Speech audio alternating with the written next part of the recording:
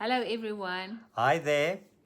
So, this past week we spent time in Gauteng and we visited with our granddaughter, which is always the highlight.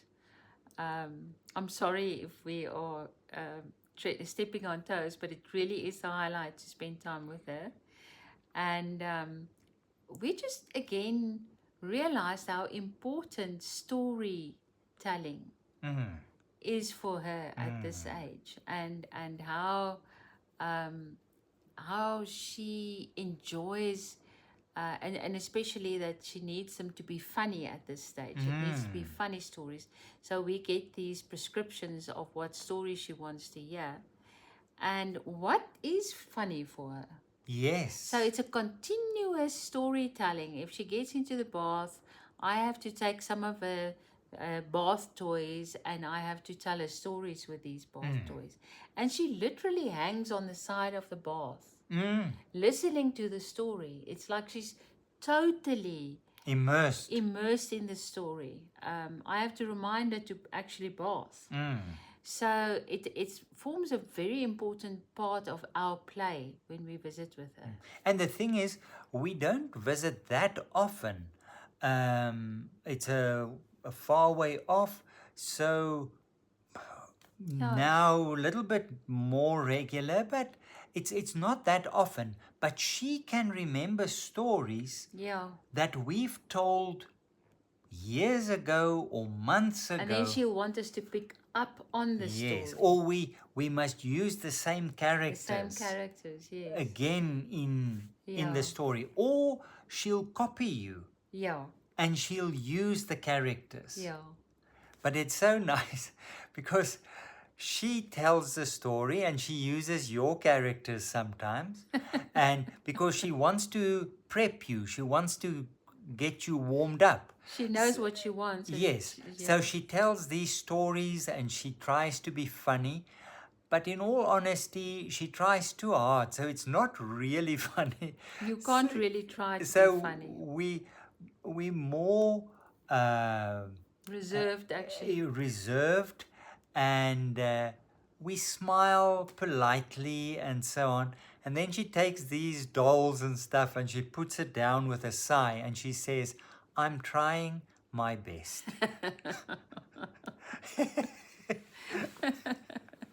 And if then she really becomes funny, then we really laugh. Yeah, yeah. But yeah, so and just again, maybe we've talked about story before Mm, and the whole idea of the narrative of things and why that is important. mm. Not just for children. I think we all live um, using narrative to Yes. make meaning, to um, to to tell a story about who we are, where we came from, where we're going Where to. we locate ourselves Yeah, within society, within families, yeah, within history. Uh, it's all about meaning making. yeah. And our lives are not isolated experiences. They all No. link together. And the more we can make meaning of those happenings, and the Yes. more we can find out or try to get the why and the wherefore of things in our lives, the more we feel um, that we understand that there's logic, there's sense in our lives. Yes. Yes. So in that sense, it becomes a very important part of how we function. And it's a coping mechanism that we often fall back onto. Uh, it comes naturally. We tell ourselves stories um, to tie things together, uh, to make the absurd more digestible. Uh, it's always to cope with life. We do that. And it's interesting, often when you're busy with somebody on a spiritual journey, it also brings deep insight. If you look at your faith journey and you tell your life story Yeah, and you see how your life played out with God as a character and this relationship with God. So, in so many ways, we employ stories to help us to cope with living. And it also, by hearing somebody else's story, and we almost enter into the story, and that emotional bond that creates helps us to understand better, to have empathy, Yes. to put ourselves in somebody else's shoes. If you only had a couple of facts about somebody, this person was in a severe accident and lost a leg, without knowing the bigger, you might feel sorry for the person, but if you come to know the person, you get their whole story, you are much more able to put yourself in that person's shoes. Yeah, and it really creates strong bonds between people when they share their stories. Yeah, as a people's story. I think that's a very important. I mean, if you look at different cultures, we all have our origin stories, our the stories of how in South Africa, where did your forebears came from? Did they come with the French Huguenots? Did they come with the Dutch? Where, and those are all stories that connect us. Yes. It's the raw data, almost like the experiences, the raw isolated experiences connected. It's the connective tissue almost. It is. It is the yarn that sew us together almost. Yeah. Because we find that in the long table talks as well, yes, eh? exactly. Yeah. Yeah. Telling our stories and then putting something on the table. Like the past week we had talking about something that was extremely difficult in our lives.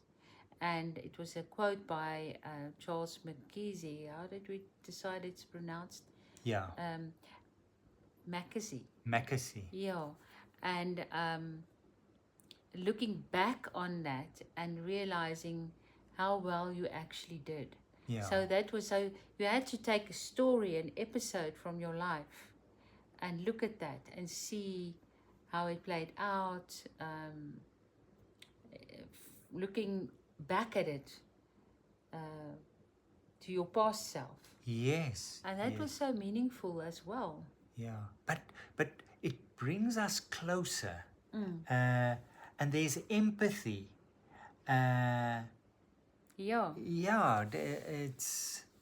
it brings us in touch with our emotions as well, because you can be so sad on the one hand, and then a few minutes later you really laugh out loud about something else, and it's sometimes right next to each other, the humorous and the sad. Yeah, and then also how powerful story is in terms of determining our mood, our emotions.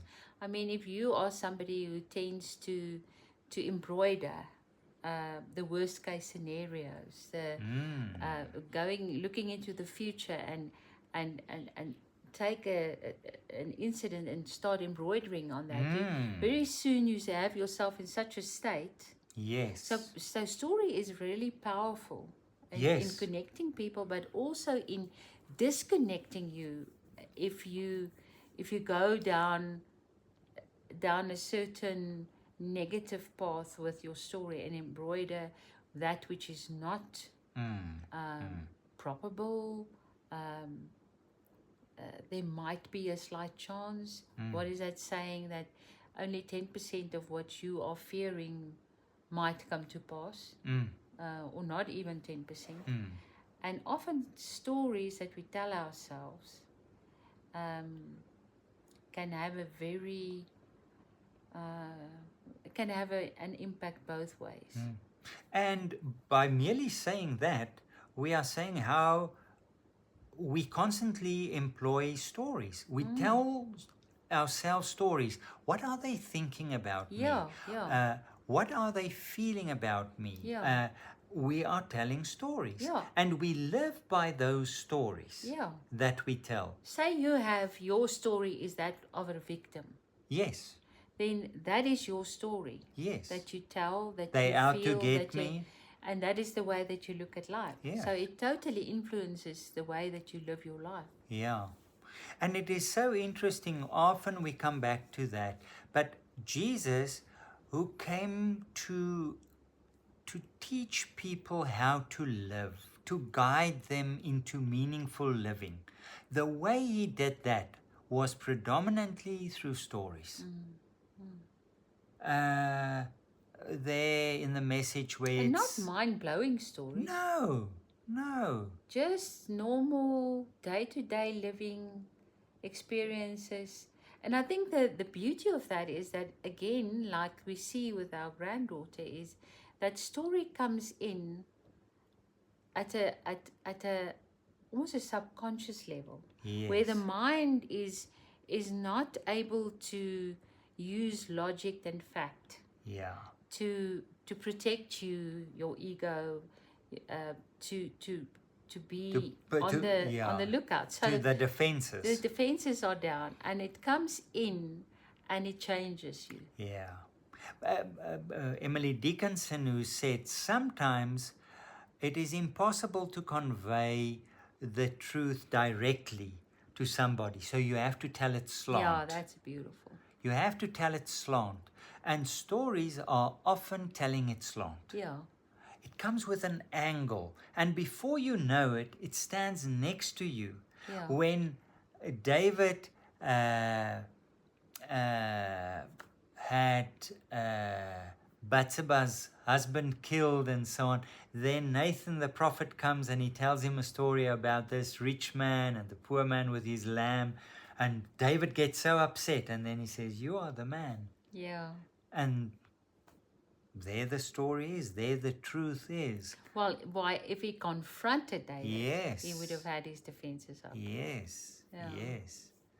And it's sad to think that stories take time, and to a large degree, good storytellers are fading out.